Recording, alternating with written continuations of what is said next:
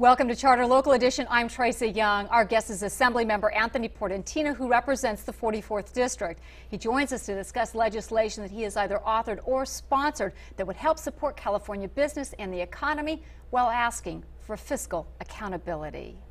Nice to have you with us, sir. Thank you very much. You recently in your district had a really public forum, and I was so sorry I couldn't be there because I was sitting in the studio at the time, but it was really talking about, after 2 years of these film tax credits, how much of a difference it had made in what we sort of call, you know, it's our heritage industry. Right. Will you remind us about when you first were working on that legislation, the success we've had over 2 years, because it's a 5-year bill?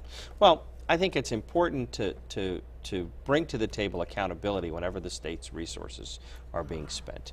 And tax credits are controversial in a sense that some people don't see them as an investment. Some people see them as an expenditure. And so I wanted to make sure that this particular tax credit, which has accountability measures, for example, you actually have to make the movie or the TV show first before you get the benefit. So you have to create the job. So many of our other tax credits for other industries have no accountability. And then, well, you give it up front, and then if nothing happens, it doesn't materialize, we don't derive any of the benefit. Right, and we don't even know which companies get those tax credits. Okay. The entertainment one is different. We actually know which movies get made.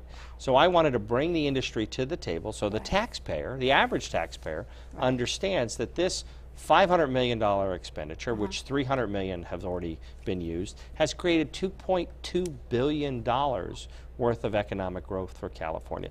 And then we had the rank and file middle class representatives get up and say, here's how many of my folks were working before the tax credit, here's how many of my folks were working after the tax credit. Again, this is middle class jobs. So we have. It reminds me, everybody thinks that somebody's a movie star, makes $10 million a movie. The fact is there are a handful of stars that make that kind of money. Most of the people in the entertainment industry are making, you know, $40,000 to maybe $80,000 a year, right? Right. And they're independent contractors, so they never know where their next work's going to come from. And they're the middle class jobs with health care benefits that we want in our state. And as you pointed out, this is the uniquely California heritage industry.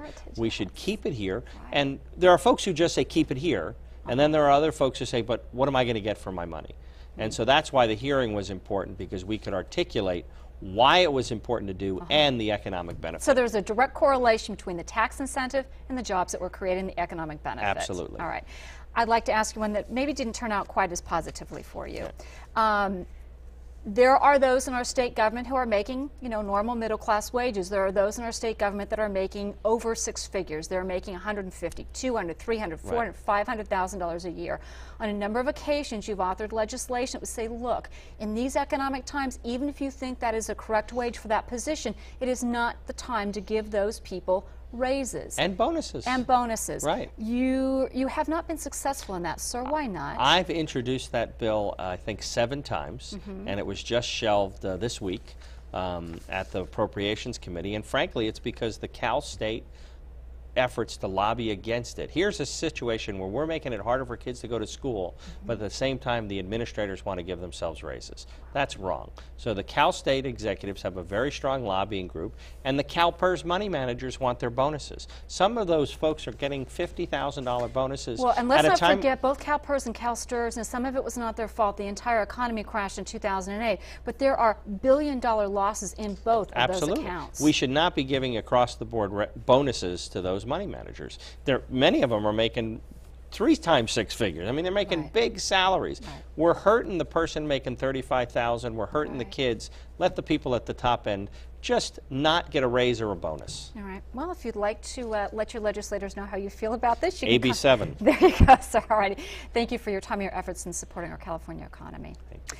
Thank you for watching Charter Local Edition. I'm Tracy Young.